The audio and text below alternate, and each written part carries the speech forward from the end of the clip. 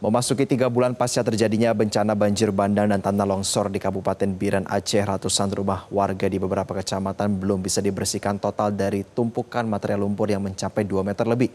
Untuk mempercepat pembersihan, Menteri Dalam Negeri sekaligus Ketua Satgas Percepatan Rehabilitasi dan Rekonstruksi Pasca Bencana Sumatera, Tito Karnavian berencana akan menerapkan pola gotong royong yang berbasis padat karya tunai atau cash for work untuk membersihkan rumah-rumah warga yang belum sanggup dibersihkan selama ini.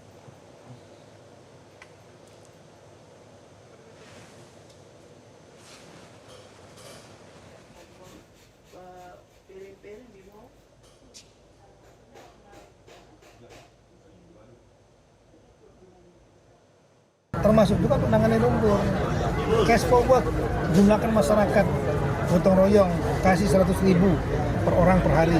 Saya nanti buat surat edaran untuk payung hukumnya.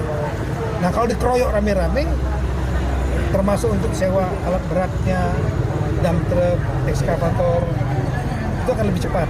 Apalagi kalau sama-sama ya, antara kabupaten, provinsi, pemerintah pusat, PU, dan antara TNI, Polri, semua bekerja. Itu bisa lebih cepat lagi.